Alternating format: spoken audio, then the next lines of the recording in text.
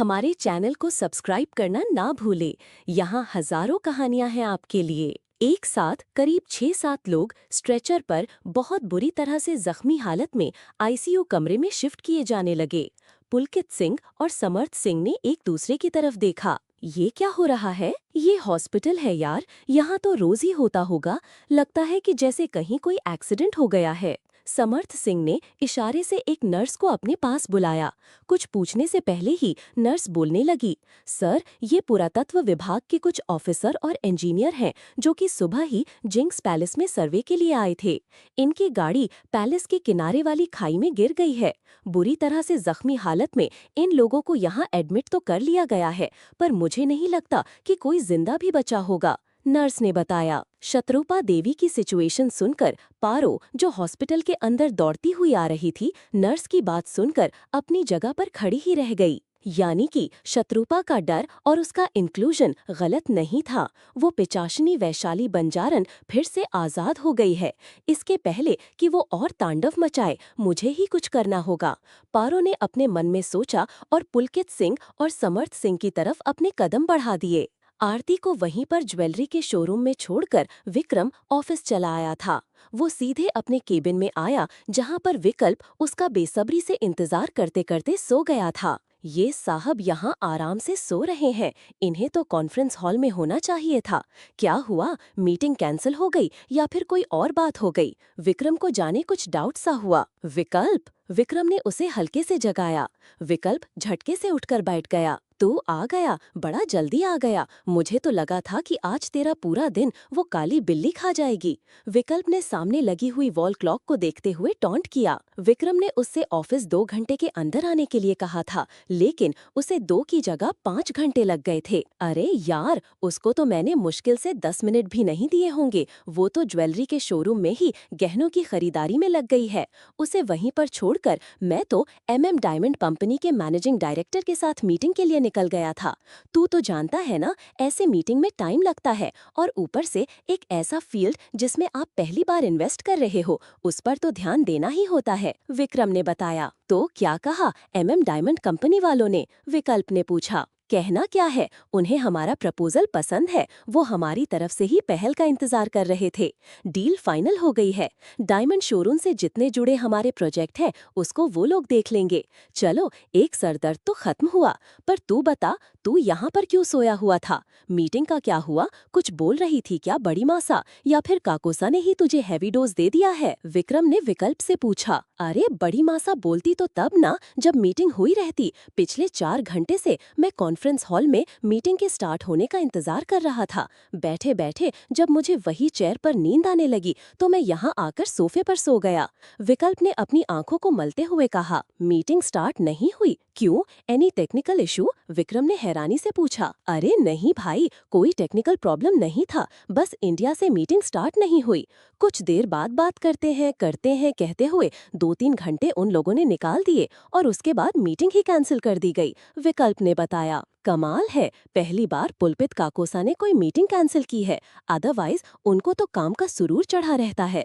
तबीयत तो ठीक है ना उनकी? तूने अंशुमन से बात नहीं की क्या? विक्रम ने पूछा। नहीं, मेरी अंशुमन से भी अच्छे से बात नहीं हुई। वो आशी को कॉलेज छोड़ने जा रहा था, और शायद रास्ते में ही कोई प्रॉब्लम आ गई थी।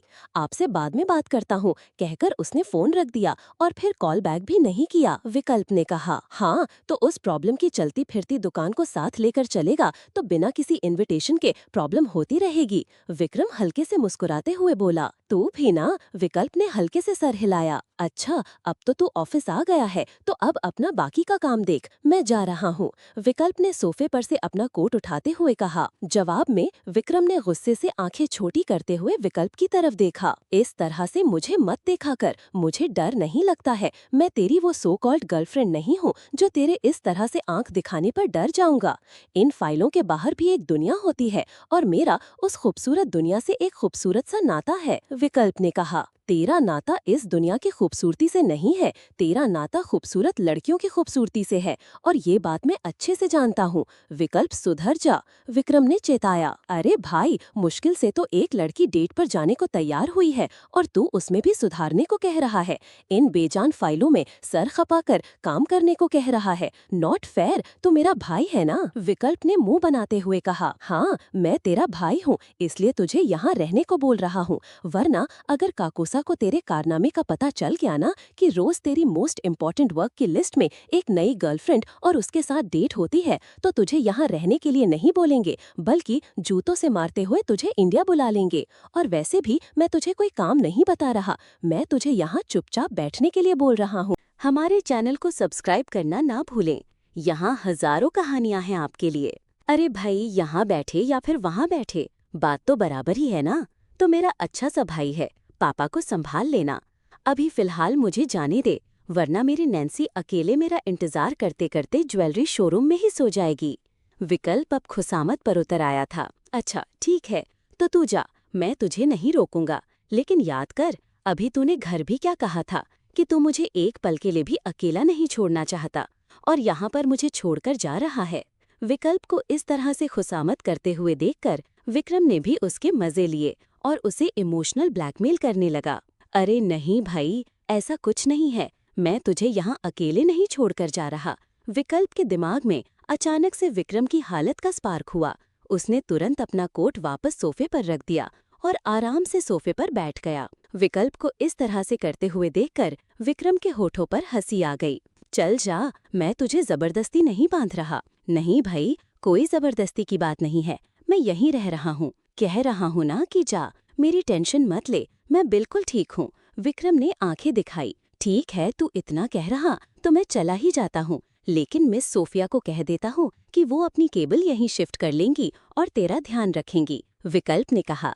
और हाँ, अगर कोई इमरजेंसी हो तो तुरंत मुझे फोन कर देना या फिर सोफिया को बता देना, मैं तुरंत आ जाऊंगा, विकल्प ने कहा। यानी कि तेरा जाना जरूरी है? विक्रम ने विकल्प की तरफ देखते हुए कहा। हाँ भाई, विकल्प इधर उधर देखते हुए बोला। लड़की का चक्कर तो नहीं लग रहा है?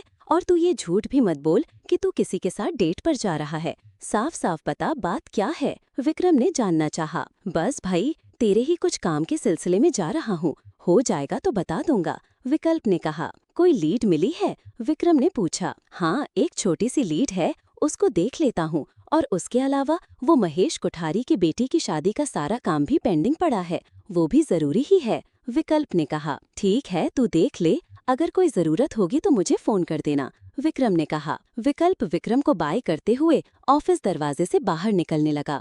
तब तक उधर से आ रही मिस सोफिया से बुरी तरह से टकराया। मिस सोफिया हाथ में विक्रम के लिए कॉफी मग लेकर आ रही थी। सरदार से टक्कर होने पर उनके हाथों से वो ट्रे छूटकर गिर गई और कॉफी के साथ साथ मग टूट के पूरे फर्श पर बिखर गए। विक्रम का गुस्से से बुरा हाल हो गया। इधर विकल्प ने समय रहते सोफिया को थाम लिया, वरना वो भी कॉफी के साथ नीचे गिरी हुई पाई जाती। विकल्प के इस तरह से थामने पर सोफिया गौर से विकल्प की तरफ देखने लगी। आपको चोट तो नहीं लगी? आप सही तो है ना मिस सोफिया? विकल्प ने मिस सोफिया को सीधे खड़े करते हुए पूछा, जबकि मिस सोफिया का मन अभी और विकल्प के खूबसूरत चेहरे को देखने का हो रहा था। वो तो सही है, लेकिन अगर तू बाहर नहीं निकला तो तू नहीं सही रहेगा, पीछे से विक्रम की आवाज आई। सोफिया और विकल्प ने एक साथ अपनी आंखें बंद कर लीं। इससे पहले कि विक्रम इन दोनों की अच्छी क्लास लगाता, विकल्प तेजी से सर पर पैर रखकर वहां से भागा। अगर आपका सोचना हो गया हो तो मुझे मेरी आज की मीटिंग्स की डिटेल दे दीजिए, मैं आपको काम करने के पैसे देता हूँ, सोचने के लिए नहीं, विक्रम ने एक कहर बरसाती हुई नजर सोफिया की तरफ देखते हुए कहा। और हाँ, जितनी जल्दी हो सके ये कूड़ा यहाँ से साफ करवाइए, विक्रम ने कड़े शब्दों में कहा। यस सर, मिस सोफिया ने पियोन को बुलाकर कॉफी साफ करने के लिए कहा और खुद विक्रम को मीटिंग से रिलेटेड डिटेल देने लगी। विक्रम फिर काम में डूब गया। काम करते करते उसे इतना भी ध्यान नहीं रहा कि रात के 9 बजने जा रहे हैं। लगातार 5 घंटे तक काम करने के बाद बैठे बैठे विक्रम की पीठ अकड़ सी गई थी, इसलिए उसने अपनी पीठ को सीधा करने के लिए चेयर से ही रिलैक्स लेना चाहा। जम्हाई लेते हुए जैसे ही उसने अपनी दोनों बाहें ऊपर की ओर करते हुए अपनी बॉडी को स्ट्रेच करना चाहा, अचानक से उसके कानों में पायल की छनकने की आवाज सुनाई पड़ी। विक्रम झटके से सीधा हो गया। उसने कान लगाकर फिर से उस आवाज को सुनने की कोशिश की, लेकिन अब वो आवाज नहीं आ रही थी। फिर अचानक से ऐसा लगने लगा कि चारों तरफ ही तेजी से पायल के बजने की आवाज आ रही है। छन छन छन छन छन छन। विक्रम ने अपना सर अपने दोनों हाथों में थाम लिया। अचानक आंखों के आगे वही खूबसूरत महावर लगे हुए पैर नजर आए। विक्रम ने झटके से अपनी आंखें खोल दी। इससे पहले कि ये आवाज मुझे पागल कर दे, मुझे यहाँ से निकल जाना चाहिए। उसने अपना पीसी शट डाउन किया और तेजी से अपनी गाड़ी लेकर घर की ओर निकल गया। घर आकर विक्रम ने अपने कपड़े बदलने के लिए जैसे ही अपना हाथ बढ़ाया, उसे पायलों का चमकता सुनाई पड़ा। फिर वो जैसे जहाँ जाता था तो उसे पायलों की झनकार सुनाई पड़ रही थी। एक पल के लिए तो उसे ऐसा लगा जैसे कि झंकार से उसका दिमाग फट जाएगा। उसने खुद को शांत करते हुए चेंजिंग रूम में आकर खुद के लिए एक लोअर टी शर्ट निकाल ली। उसने जैसे ही अपनी पैंट उतारी, उसमें रखा हुआ ज्वेलरी बॉक्स नीचे गिर गया। विक्रम ने झुककर बॉक्स को उठा लिया और उस बॉक्स को गौर से देखने लगा। उसने उस बॉक्स में से पायल निकाली। प्योर चांदी की नाजुक सी पायल अनकट डायमंड के छोटे छोटे नगों के साथ 7 रंगों में झिलमिला रही थी। हर हर महादेव, हर हर महादेव। हमारे चैनल को सब्सक्राइब करना न भूलें। यहाँ हजारों कहानियां हैं आपके लिए। मुझे सच में ही पागल हो जाना है। ये लड़की मुझे पागल करके ही छोड़ेगी। ये पायल मेरे पैंट की जेब में रखी हुई थी और हिलने पर बजनी ही थी, और मैं जाने क्या सोच रहा था। विक्रम ने अपने सर पर हाथ मारते हुए सोचा। विक्रम ने अपने बेड के साइड टेबल में लगे हुए दराज को खोला और इस बॉक्स को रखने के लिए जैसे ही हाथ बढ़ाया था, उसके हाथों में एक और बॉक्स लगा। विक्रम ने उस बॉक्स को भी निकाल लिया। अपने हाथों की पायल को अपनी उंगलियों में लपेटते हुए दराज वाले बॉक्स को खोला। उसमें भी एक जोड़ी पायल ही रखी हुई थी। दोनों के डिजाइन लगभग सेम थे, बस फर्क इतना था कि आज खरीदी हुई पायल बड़ी थी और बॉक्स में रखी हुई पायल छोटी थी। उस छोटी पायल को देखकर विक्रम के होठों पर मुस्कुराहट फैल गई। मैं कब से यही सोच रहा था कि आखिर इस डिजाइन ने मुझे इस तरह से अपनी ओर क्यों अट्रैक्ट किया। ये तुमसे जुड़ा हुआ है और सच कहूं तो तुम्हारे लिए ही बना हुआ है। विक्रम ने अपनी उंगलियों में लपेटे हुए पायल को और हाथों में लिए हुए पायल को देखते हुए कहा, जाने क्यों मुझे हर वो चीज अपनी ओर खींच लेती है जो तुमसे जुड़ी हुई होती है, और बस एक तुम ही हो जो मुझसे खिंची खिंची नाराज रहती हो। चलो कोई बात नहीं, अब की बार जब मिलोगी तो मैं तुम्हें मना ही लूंगा। विक्रम ने बहुत प्यार से पायलों पर अपना दूसरा हाथ फेरते हुए कहा।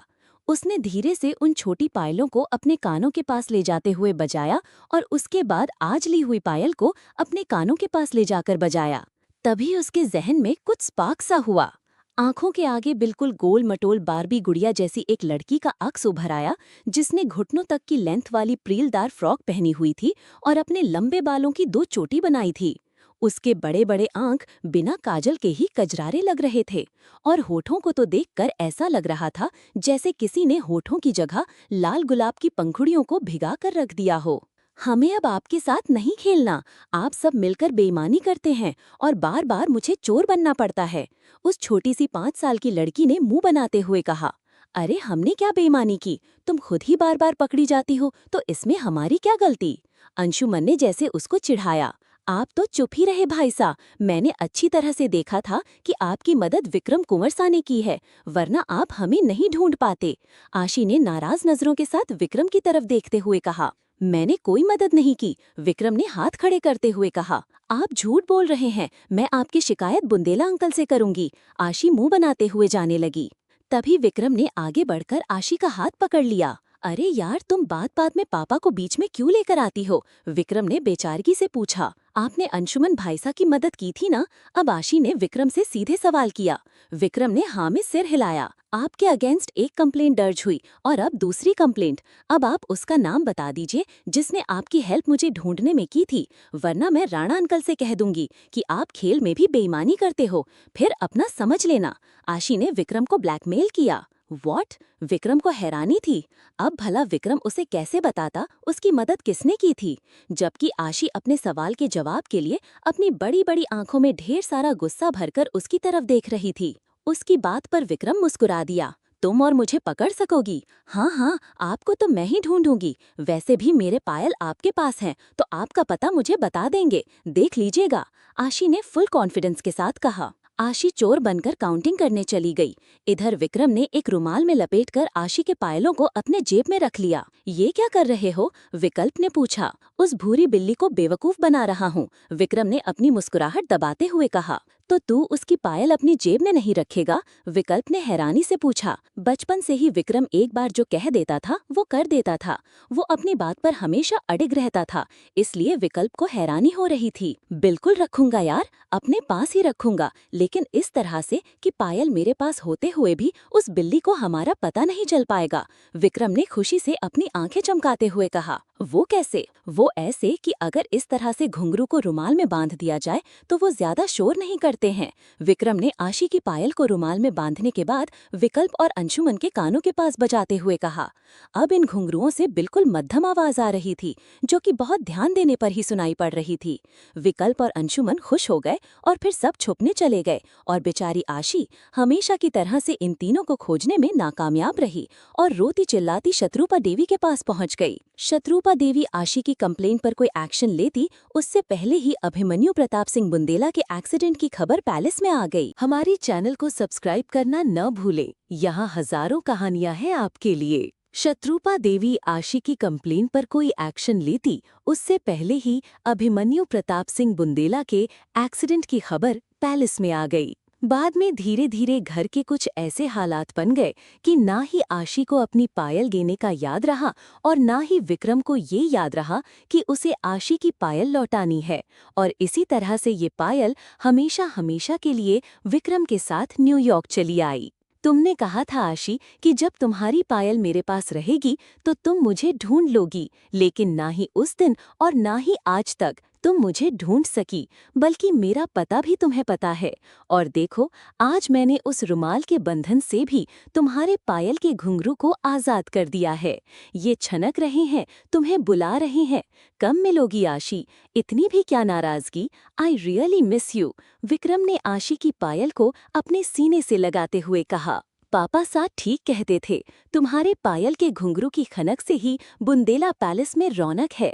जिस दिन से तुमने अपनी पायल उतारी है उस दिन के बाद से उस महल की रौनक भी उतर ही गई। लेकिन अब नहीं, मैं खुद तुम्हें अपने हाथों से ये पायल पहनाऊंगा और कभी भी उतारने नहीं दूंगा। विक्रम ने जैसे ही दोनों पायल को फिर से जगह पर रखने के लिए बॉक्स में बंद किया था कि अचानक से उसके कानों के पास बहुत तेज पायल की झंकार बजने लगी। आवाज इतनी तेज थी कि विक्रम के कानों के पर्दे फटने लगे। ऐसा लग रहा था जैसे कि एक साथ कई पायल के घुंघरू या फिर बड़े वाले घुंघरू। कुछ समझ में नहीं आ रहा था कि आखिर कौन से घुंघरू की आवाज सुनाई पड़ रही है। घुंघरू तेजी से बज रहे थे, ऐसा लग रहा था जैसे कि किसी ने एक साथ बंधे हुए घुंघरू को पूरी तरह से खोल दिया है। यूं तो घुंघरू का आवाज बड़ा ही मधुर और मीठा होता है, लेकिन ये पता नहीं कौन से घुंघरू थे कि उनके आवाज की इंटेंसिटी कानों के पर्दे को फाड़ रही थी। इस शोर ने विक्रम के दिमाग के तारों को भी हिला डाला था। विक्रम के सर में तेज दर्द होने लगा। बॉक्स को वहीं दराज में छोड़कर विक्रम अपना सर पकड़कर बेड पर लेट गया। अचानक उसकी आंखों के आगे दो खूबसूरत महावर भरे पैर लहराए और इसके बाद विक्रम अपनी चेतना खोता चला गया और हमेशा की तरह ये घुंघरू के शोर उसे दूसरी ही दुनिया में लेकर चले गए। झील और पहाड़ों से घिरी हुई ये कोई सुंदर सी जगह थी। विक्रम अपनी लाइफ में बहुत सारी सुंदर जगह पर गया था, क्योंकि वो by nature he nature lover था। इसके अलावा देश विदेश में जब भी उसे किसी बिजनेस टूर पर जाना होता था तो वो ऐसी जगहों पर जाने का मोह नहीं छोड़ पाता था। अधिकतर वो अपनी गाड़ी लेकर बिना किसी को बताए हुए ही ऐसे ही एकांत खूबसूरत जगहों पर निकल जाता था। लेकिन फिलहाल जिस जगह पर वो मौजूद था, ऐसी जगह उसने अपनी लाइफ में पहले कभी नहीं देखी थी। ये बहुत खूबसूरत थी, जहाँ पर कि नेचर अपने क्रिएचर के खूबसूरत रंग बिखेरे थे। विक्रम ने बेहद अफसोस के साथ अपने खाली हाथों को देखा। शायद वो अपना कैमरा लाना भूल गया था। लेकिन जो भी हो, वो अपनी आंखों में इस खूबसूरत जगह की खूबसूरती को बसा लेना चाहता था। हरियाली से घिरे हुए ऊंचे नीचे पहाड़ी रास्ते पर आसमान को छूते हुए पेड़ इस खूबसूरत जगह को और भी खूबसूरत बना रहे थे। ऐसा लग रहा था जैसे कि शाम होने को आई हुई है, इसलिए हल्का हल्का अंधेरा था, या फिर सुबह होने वाली थी, इसलिए ऐसा नारंगी आसमान हुआ था। कुछ समझ में नहीं आ रहा था कि समय कौन सा है। पंछियों के झुंड आसमान में दिखाई नहीं पड़ रहे थे, क्योंकि पेड़ इतने ऊंचे थे जिसके कारण आसमान को देखना पॉसिबल नहीं हो पा रहा था।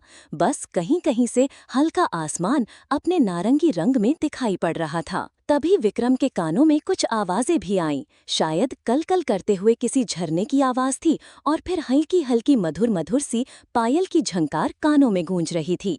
उसके साथ साथ कभी कभी किसी के गुनगुनाने की आवाज भी आ रही थी। इस लोनली प्लेस में बैठकर कौन गाना गा सकता है? विक्रम के दिमाग में सबसे पहले यही सोचा। हो सकता है मिस्टर विक्रम सिंह बुंदेला, तुम्हारी तरह ही कोई नेचर लवर यहाँ आसपास बैठी हुई हो, क्योंकि आवाज तो किसी लड़की की ही है। विक्रम ने मुस्कुराते हुए अपने सर पर हल्के से मारा, फिर स्टाइल से अपने बालों को संवार लिया। ये सारा दृश्य और ये आवाज जैसे दिल और दिमाग को हिप्नोटाइज करते जा रहे थे।